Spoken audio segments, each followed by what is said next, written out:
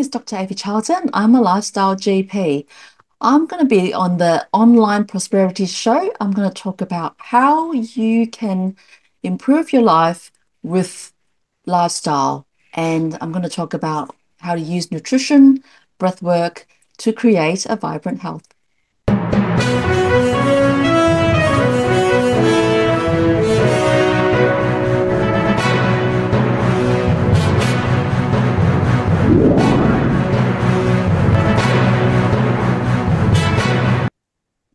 So today is a special one because we've got Dr. Avi Charlton with us today, and she's a GP with over 20 years of medical practice. But if you think that she's here to just talk about all that medical mumbo jumbo, I suggest you think again. She's also a marathon runner who's walked 100 kilometers in the wild. And I bet this is one thing that will give the proclaimers a run for their money. And she did this without sleep. And yet somehow she manages to still look like somebody who's slept really well. So, Avi, I need you to tell me those secrets and obviously let us know how you managed to do such things. Now, Dr. Avi actually founded the Melbourne Low-Carb Clinic and later went on and founded Breathe in Health after she realized that traditional GP work, the kind that prescribes meds and wait for symptoms to start changing, was just not enough. So her passion is helping people lose weight, reverse type 2 diabetes, reverse dependence on medications, and also reclaim energy and health through real food, lifestyle, medicine, and functional breathing. So what you're going to be getting from this particular website is an inside look into her journey, especially what actually motivated her and the kind of obstacles that she might be running into on a daily basis, because what she's doing is really going against the grain, and how she's actually built her method and what she's doing now. You will live with practical insights that you can actually use immediately. And especially the breathing aspects, those are the ones that a lot of people can actually tap into immediately. So we also pull back the curtain and confront some misconceptions and maybe ask questions. Why Avi? Why now? Why should we care when everything else is good as it is, And I just can't wait to jump into these conversations. Now, Dr. Avi, we could go on and I can start talking about things I'm not even qualified to even begin starting with. You started off as a traditional GP. Tell us, what was your day-to-day like up until the time you decided this whole prescribing meds thing and treating symptoms is not what I was here to Yeah. do. Yeah. I've been a GP for 20 years, and maybe for about 15 years, I rush people in and out of the door, 10-minute consultations. People would come in and they might have a cold, and then I'll be maybe prescribing them with antibiotics and sometimes some blood pressure pills. And if they've got depression, anxiety, I'll be giving them antidepressants. And if they want to lose weight, I'll be saying eat less, move more, and very simple, simplistic advice. And until about 5 years ago, I've deep dived into this lifestyle thing that prescribing medication doesn't really help. It's just mainly giving them a symptom relief, and eat less, move more doesn't work because they'll just come back and pile more weight on, and they'll be feeling tired, hungry, and not sustainable. And through a personal journey, I have developed that a a deep dive into nutrition and other lifestyle things, because what happened was about 6 years ago, I wanted to lose a bit of weight because my kids have gone a bit bigger. They're now teenagers. So I wanted to improve my weight, lose weight, and gain health. So I joined the gym and I had a transformation because the gym prescribed me with a diet. I had to follow a spreadsheet that I had to eat so much protein, so much carbs, and so much fat. And of course, I had to go to the gym and do workouts. So I looked into it a bit more, and turns out that's a low carb diet and reducing a lot of carbohydrates in my food, lots of protein, and it's all real food. And I keep looking into this diet. Turns out that the modern diet is pretty bad, that we are eating so much sugar, carbohydrates, processed foods, that a lot of people just can't lose weight. And if they cut calories, eat less, move more, they just starve themselves. And it doesn't work for most people. So I keep learning, keep watching videos and studied on nutrition and looked into exercise, strength training, even stress management. And here I am. Am I believe that I have learned a whole lot in the last few years and help people transform their health by paying attention to their lifestyle, eating better, and really looking at how they can look after themselves, not just look after everybody else and not prioritizing their own health. So I'm loving my journey. But before I did this journey, I was a GP that would just be churning patients through in and out, and I was tired, I was busy, I was burnt out. But now I'm prioritizing my own health as well as prescribing good lifestyle to my patients. I walk my own talk and I exercise, I manage my sleep, and I feel like this is the way to go on how we can have health and longevity rather than just band-aid fixing with medication. So I like to prescribe lifestyle rather than just medication. That's just a short, compounded answer. Absolutely. And thank you so much, Dr. Avi, for taking us through that. While you were talking, it sent shivers down my spine. And I'll explain Okay. to you why. Yeah. Before you went to that gym, you had been a doctor for how long? About 15 years. Yes. And you are telling me, as a doctor, you didn't know the kind of That's lifestyle you needed to lead in order for you to that's be right. healthy. That's right. I think in medical school, all we were taught is how to prescribe medications, how to treat heart attacks, how to treat emergencies. I think modern medicine is really good at treating emergencies and giving antibiotics, medications, treating blood pressure and surgery, but not really looking into lifestyle, not really making people healthy or longevity or improving health span. We're just prolonging lifespan. In modern medicine, we've never been taught about nutrition.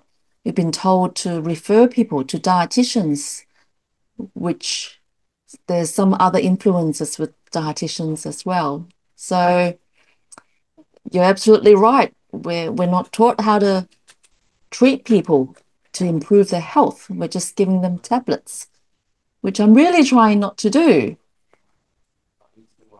I mean, don't get me wrong. I mean, if I've got a broken arm, I need somebody who knows how to fix that. Or if I've got, a broken finger, that sort of thing, I give credit to the medical infrastructure for making sure that is as pain free and is done as quickly as possible. But to think you actually had to go to a gym, so what does that then say about most of the doctors that are out there that are also secretly burning out, yet they Mm. are just. Yeah, absolutely. I think modern medicine's really great for fixing broken bones or heart attacks or even infections. We're great at giving antibiotics. We're great at hospital care. But to improve health, help people lose weight, a lot of doctors look at giving medications, Ozempic, Wegovy, and telling people to just eat less, move more. It's just not a personalized advice. It's not comprehensive. And we were never taught what to prescribe to individualized people who needs a personalized advice, which I've really come to learn in the last 5, 6 years on how to assess metabolic health. So, metabolic health is how your body functions and these little mitochondria, which my son, who's a teenager, can tell you what a mitochondria do is they generate power, the little power cells, power molecules of the cells to generate enough energy. So if your metabolism isn't working properly, the mitochondria is not working properly. And in the modern world, quite often it's not getting the right energy. So it could be not getting the right food, not enough exercise, maybe not enough sunlight, maybe some people don't sleep properly, maybe it's stress. So a lot of people have stressed and the stress will affect the mitochondrial function as well. It could be previous trauma or mental health conditions that affects these little mitochondrial function. So yeah, it's opening a big new world to me that there's so much more to learn and it was never taught in medical school. And thank you so much for opening that can of worms right from the get-go. I think we could just conclude this episode right now because but you spoke about your son, all right? You spoke about your son, and obviously you're now bringing the family into all of this. But I just wanted to maybe bring back your own sort of upbringing. Was medicine always in the light, or was it something that happened because the grades were good enough for medical school? Yeah, I think it's a combination of both. When I did year 12, I had the grades and I wanted to help people. I wanted to know a bit about everything. And so I managed to get into medicine. After back then it was undergraduate course. So I went straight from year 12 into Melbourne Uni medical school. That was 6 years of medical school education. And it's very different nowadays because now we have to do a postgraduate course and there's exams, and now the medical student have to jump through a whole lot more hoops to get into medical school. But back then I did 6 years in Melbourne Uni and then I did 3 years of hospital training. Then I decided to become a GP. And even back then, we are called specialist GPs, specialists in family medicine. So, after hospital training, you either go into surgery training or physician training, or then there's other specialties like anesthetics or general practitioner. So I wanted to know a bit about everything.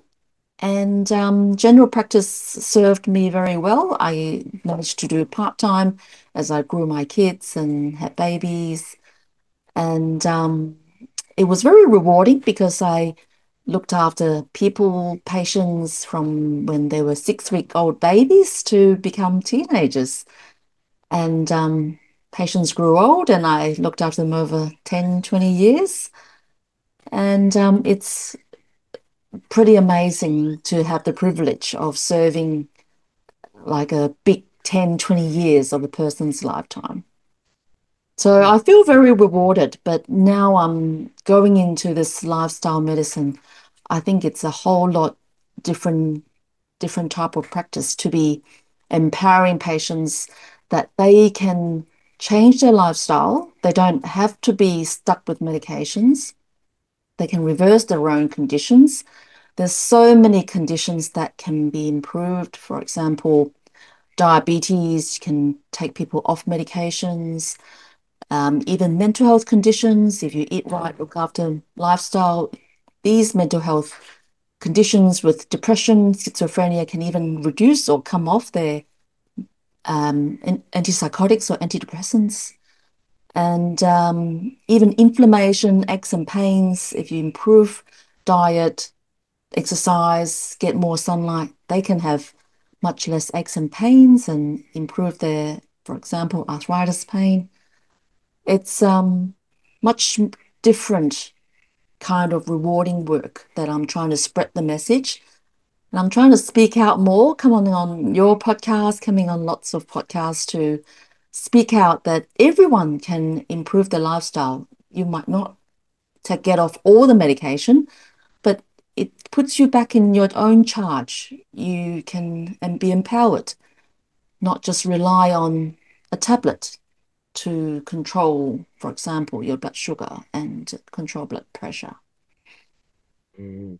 See, it takes a certain kind of reframe and changing of mind to think what I've known all my career has an element of being wrong. And now I'm going to be on a path to now find the truth. And I find a lot of doctors have a certain way, like you say, 6 years Mm. of this, and that then becomes their modus operandi. And anybody else who tells them any different, whoa, that person is as good as dead to them.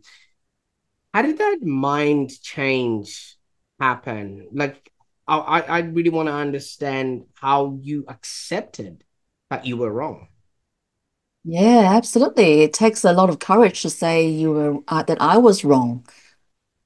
But because I found that my usual way didn't work with my own journey, and the gym trainer came in to prescribe me with his way, and because I was curious enough to just give it a go, and that way worked. So there's a whole lot more to learn with different theories and different people's teachings, and just digging into different rabbit holes. I've learned heaps from lots of other people. It does take a certain type of curiosity to keep learning, and there's quite a few other doctors who is in the same space in the nutrition space that have admitted that they've been wrong, and then started to come out and admit that what they've taught was wrong, and then go into the other side. Absolutely. And did you maybe during this transition have any sort of fears in making this shift, first of all, professionally? Because this was you literally throwing your medical certificate into some sort of proverbial fire, peers, acceptance, maybe personally, this would have been a blow in your budget and finances. How did you handle that? Yeah, yeah. I just feel like I can't go back to what I was doing. So it is quite of a big shift. And with every single condition now, I feel like I shouldn't have done what I was doing back then. So it's quite a big personal journey that I've gone into. Mm.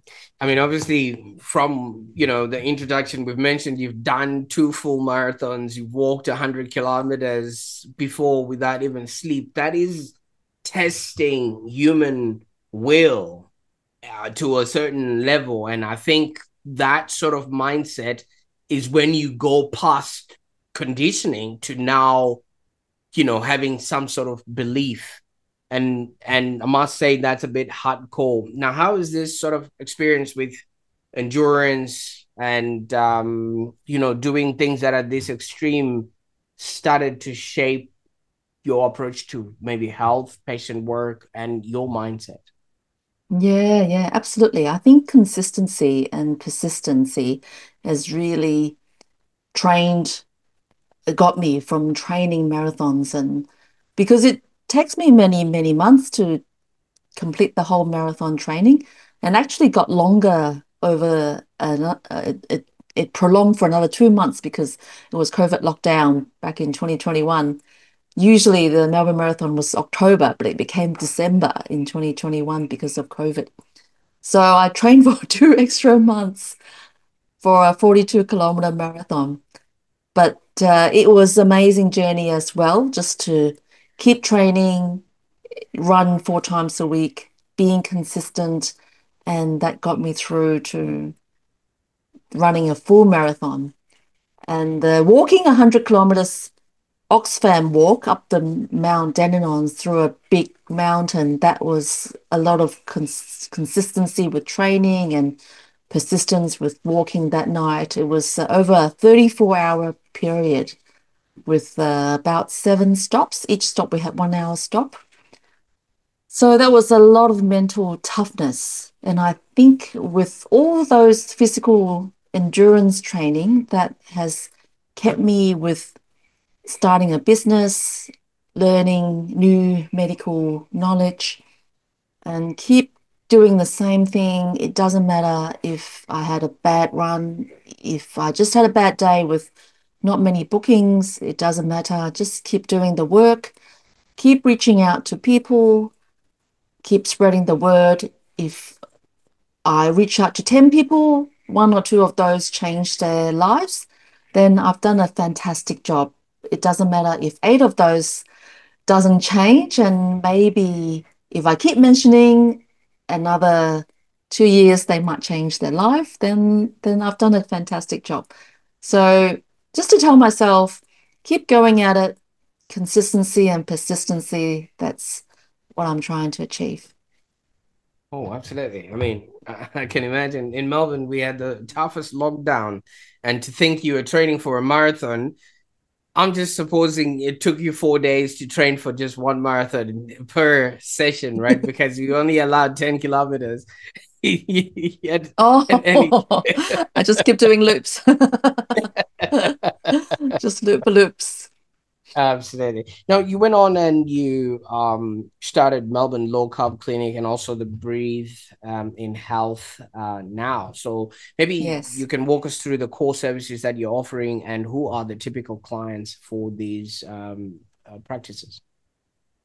Yeah, Melbourne Low Carb Clinic, I offer GP consultations for those who want to use nutrition and lifestyle to improve their health.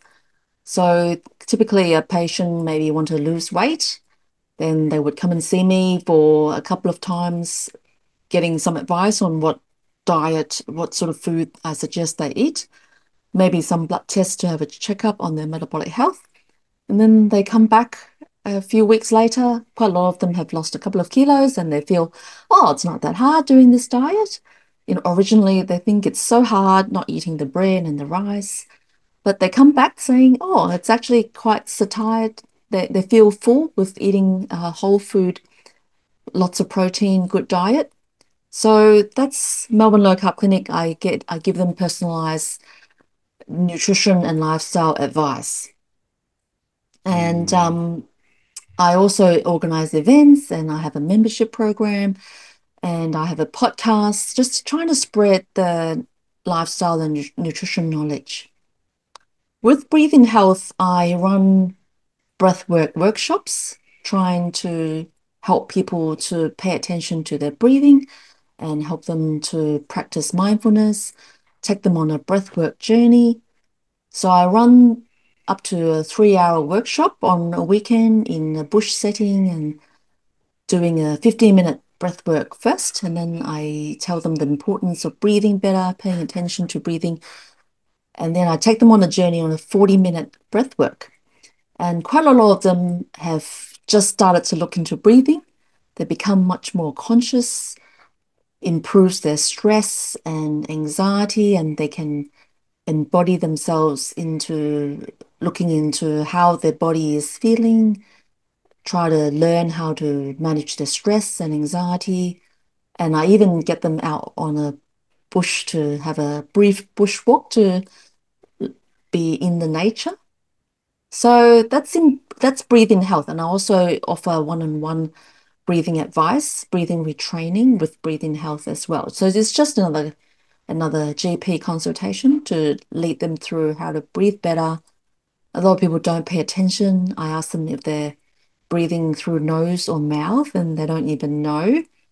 So nobody should be breathing through the mouth. Everybody should be breathing through the nose. And sometimes just talking about it help them pay attention. They get to slow down their nervous system. If they have a panic attack or anxiety, they learn to breathe slower and they can regulate their nervous system that way. So it is very powerful. It's very simple. It doesn't cost them any money to learn how to breathe better. And sometimes just having another person to point it out, that gets them in the right direction. Mm. Just listening to what you're saying, I mean, breathing is the first thing that you do when you're born and the last thing that you do when you die. Why would you need somebody to teach you how to do those vital things? Yeah, that's right. Exactly. But the modern lifestyle, we're too busy, too many stimulations, screens, and mums don't look after themselves. Mums just look after their kids and teenagers. And people don't pay attention to how they're breathing. They just react. And if they learn to slow down, if something happens, they just learn to breathe. They don't have to react. If they're stressed, if they calm down, slowly breathe. Just learning to breathe in for 5 counts, out for 5 counts. That is much slower than most people breathe on a normal day. And there's lots of other things that making us breathe faster and faster in terms of stress and even a warm environment. Junk food as well makes us breathe faster. And then there's stimulations, sugars, and anxiety. All those things makes us breathe faster. The faster we breathe, the more anxiety we get, and then we even get worse mental state. Mm. So just by paying attention to slowing down, that can help us calm down, reduce anxiety, and feel better and improve parasympathetic nervous system, which a lot of people don't run on. A lot of people run on sympathetic flight fight system all the time because they've got so many things going on, and their family need them to do this, their work want them to do that, their phone is constantly sending off notifications, and they're stressed all the time. Mm. I don't know what part of Melbourne you live, but if you ever drive on Punt Road, I think maybe you can Yeah. just stand there with the sign, if you can't breathe, just Yeah, I actually drove there back and forth today. I went from Kew to Pascalvale today and then back. So yes, I was on Punt Road.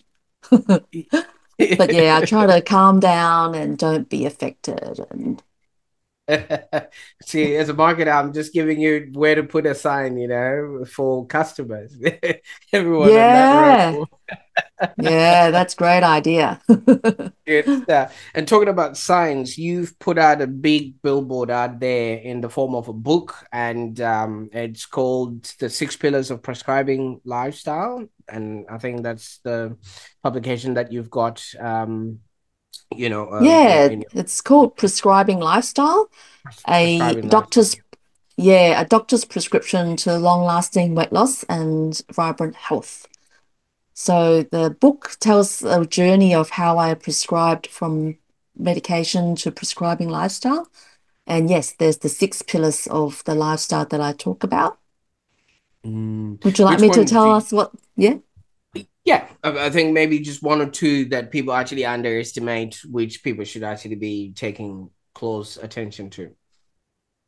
Yeah. So the 6 pillars, the first thing I talk about is nutrition. That just by doing one step is improving the food intake, paying attention to what they're eating real food, avoiding sugars and processed foods. That's the first step. And if there's other conditions, if you want to lose weight or reduce chronic conditions, reduce diabetes, then maybe we need to reduce the carbohydrates as well as the sugars and the processed foods. And the next thing I talk about is movement. So a lot of people live a sedentary lifestyle, not moving enough. So just going for walks or strength training is so important, moving our bodies, finding something that you like to do. Then I talk about sleep because a lot of people don't look after their sleep or they're scrolling on the phone or mums want to have some me time and watch telly and Netflix. So sleep prioritizing is so important and having sleep consistency is really important to avoid chronic conditions. Then there's stress management that people think stress just comes at them, that they can't help it. But learning how to manage the stress is different than just bearing the stress and feel like it's a victim.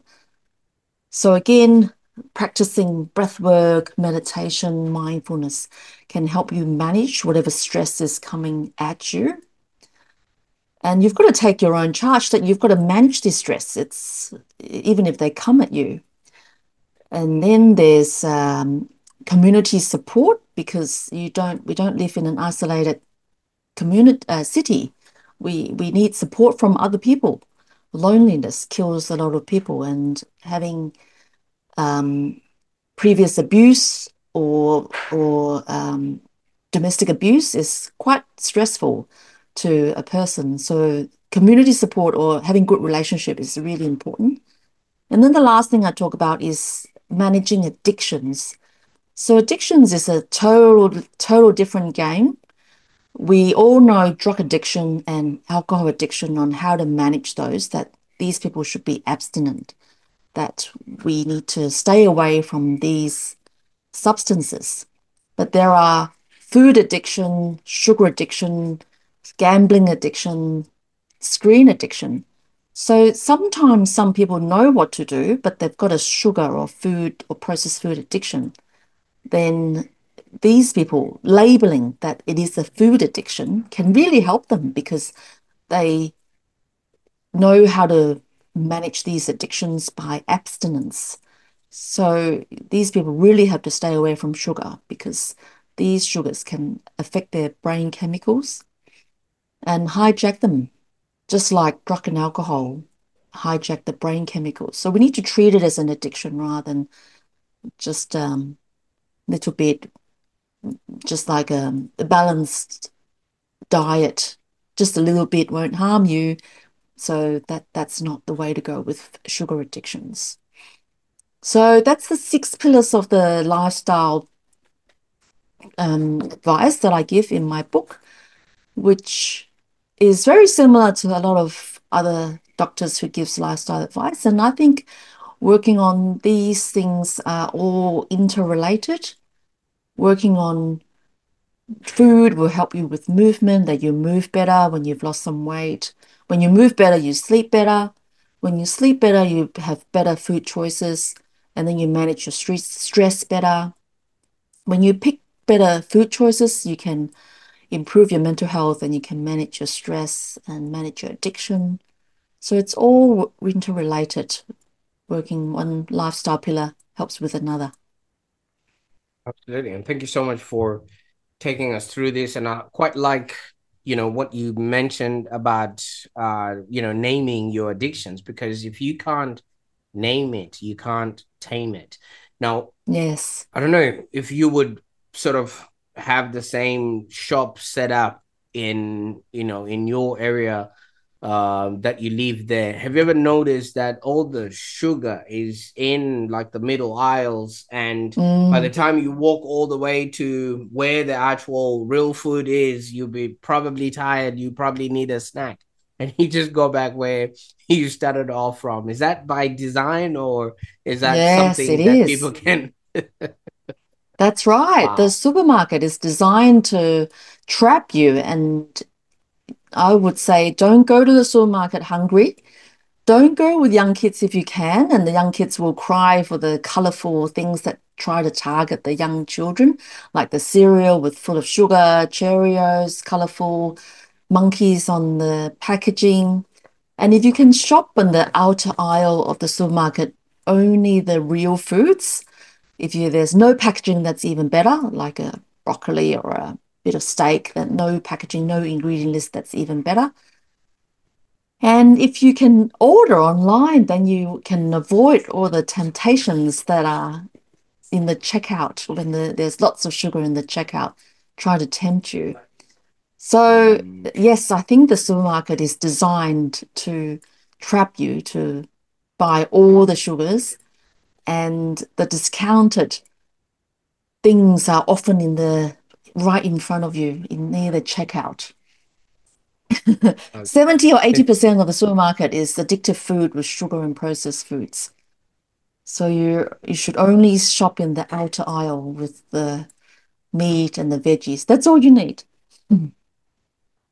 Absolutely. Now, Dr. Avi, I don't know how big your team is, especially the security side of things, because I mean, there's it's a whole industry that you just shut down right there, you know. So, Yes. Hopefully, I don't absolutely. get killed by the processed foods industry. Absolutely. But many people think low carb means it's a fad or weakness or it's just an extreme, food is food as long as, it tastes good. What are some of the biggest misconceptions that you see in your field and why they're wrong? Yeah. Well, low carb is actually how our body is designed to eat because low carb is just eating real foods. It's mainly eating protein and veggies, and they're all real food. And that's how our ancestors was supposed to eat, just meat and veggies. There's no processed foods, there's no sugar back in the ancestral days. So it's actually not a fat diet. And even ketogenic diets is how our body was designed to be built. Ketogenic diet means we are burning our own fat, burning fat as a fuel rather than burning glucose as a fuel. And back in our ancestors, when we were hunter-gatherers, that's what we were like, is we don't get food all the time. We go for 3 or 4 days and no food. We get an animal and kill the animal and we'll feast for maybe a couple of days with that animal.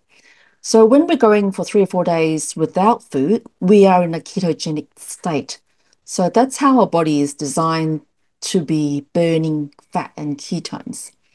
What we're doing now with eating glucose and processed foods isn't right, and that leads to chronic diseases. And that is not a normal state of how our body is designed to be, which causes so many problems with obesity, cancer, Alzheimer's disease, diabetes, gout, and increases infections. So that is not the abnormal, not the normal state that we are in. Now, I really like that because back in the caveman days, you're absolutely right. When they would go hunter gathering or look for an animal, that didn't happen every single day. Like what we now do, you walk into a shop and things that are not even in season are like fresh, nice. We're the fresh food people. And I'm like, those apples have been there for a year, but who's Yeah, counting, you know? that's right. Yes. So You I think the know, you first step for people to realize is that the processed foods just don't belong to our, not the Homo sapiens. We shouldn't be having processed foods and sugars, and just eat real food with protein and veggies, and that's how our body is designed to be. know. Now, suppose somebody's listening to this, Dr. AV, and they've tried every diet, they've tried every quick fix, they've even got the machine that makes abs while you eat your burger coming from Amazon. On the way, 3 business days delivery. They ordered it Yeah. yesterday, so it should be arriving tomorrow. And they're watching this video right now. And it feels like nothing really works for them. What makes your approach different and above all sustainable? I would like people to be educated about how their body works and how the science is. and learn more about not just the science and how their body is functioning. So I'll give them feedback about their own metabolic health, and we can do blood tests to track how body biomarkers are. So we can do these blood tests every 3 months and see the improvement. And I'll explain to them what biomarkers are showing how their body is working and understand what food is helpful to them, what food's not. So quite often the protein is great. We need healthy fat. Carbohydrates are optional, and depending on what you want to do, whether you want to lose weight or improve their health, then carbohydrates may or may not be helpful in their journey.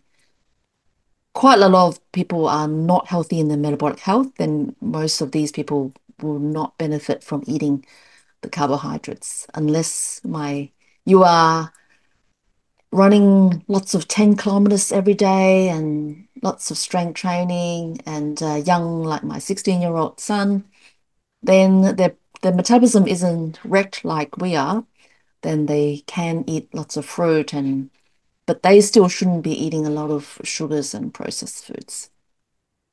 Mm. But Dr. Avi, you don't understand. My culture, I'm Italian, pasta, everything has to be very, seafood type setup, mountains of dinner in the one plate, and when I finish eating that, I'm gonna go and eat at grandma's place as well. And if I don't eat, she will think she will think that I'm despising of her food. I mean, you can see a scenario like that playing out Yes, in yes. things of that nature. I think, Um, yeah. I think the Chinese are very similar. The Chinese will be offering food. You need to eat all the rice and lots of rice, and you can eat the dessert. And then the Chinese grandma will be offering very similar to what an Italian grandma would be offering. But I mean, if you're once in a while when you're gathering with the family, the gathering is much more important, and maybe hopefully it's only 20% of the time that you indulge a little bit, 80% of the time you just concentrate on eating real foods and not too much, then that's a balance. So 80% good, 20% not so good. That's okay. all right. So that 20%, are you counting Christmas and all those other days leading up to Christmas and the days Well, after? yeah, well, December is a very dangerous month because there's so much celebrations. And if there's celebrations weekend after weekend and weekday as well, then you really can't be indulging every day. So if somebody's watching this right now, and is just thinking, "Wow, this is a breath of fresh air," it probably is something that I need to focus on. Mm. Where can they start, and how can they get a hold of you? Yeah, I am very active on social media with my handle is Dr. Charlton Lifestyle GP. They can come and visit my website is Melbourne Low Carb Clinic, www.mlcclinic.com.au. If they want to look into breathing, it's breatheinhealth.com.au. And I've got a podcast called Prescribing Lifestyle. I sell my book called Prescribing Lifestyle on my website, and it will come on Amazon very soon in the next week or so. And they're most welcome to email me or send me a private message to connect with me. Absolutely. I will put all those links in the show notes so that people can get started with you there. Now, I know there's quite a lot. I mean, health is comprehensive. It Mm. starts from when you're born up until you literally are no longer alive.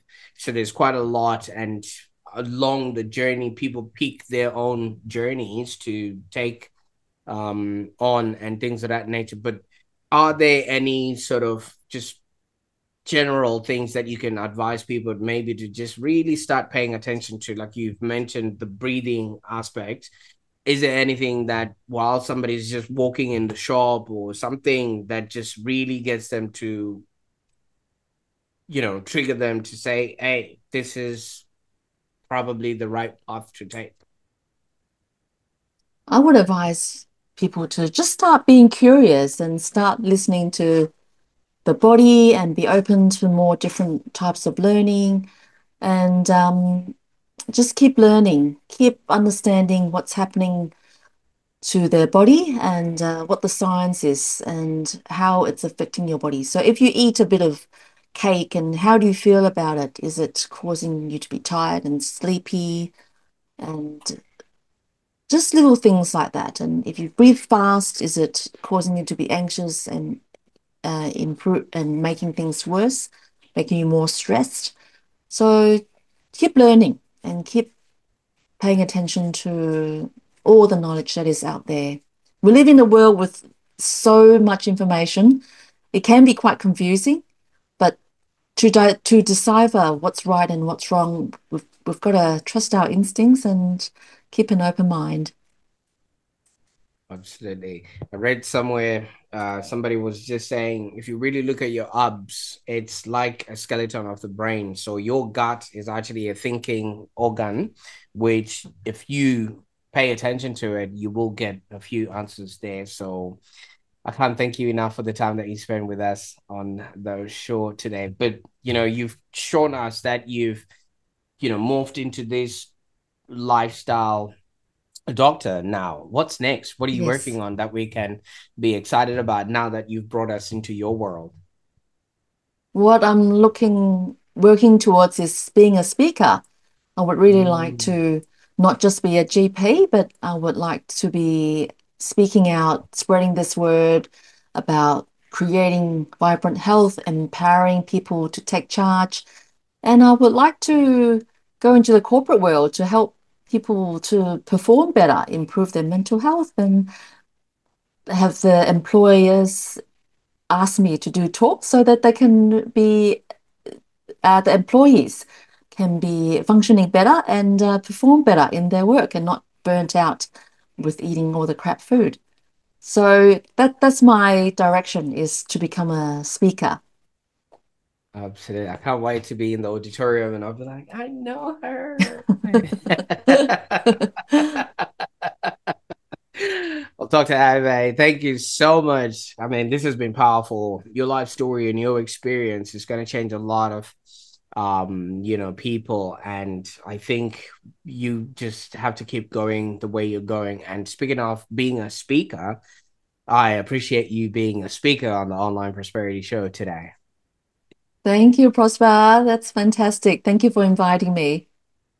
Absolutely. And for those that are watching and listening right now, I hope you've actually learned and that this show has actually given you some hope. You might have been trying a few things on your own and you just had not met Dr. Ave yet. And maybe if you have been struggling with your health and just, trying everything on the market there, just understand there are no quick fixes. Do one thing, just reach out to Dr.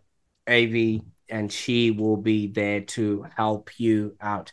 And yeah, in the next episode, we're going to be talking about also health, wealth, and relationships. So stick around and yeah, just keep spreading the word, like what Dr. Avi has said. If this episode has touched you, why not consider sharing this with somebody who's going through some sort of health episode of their own?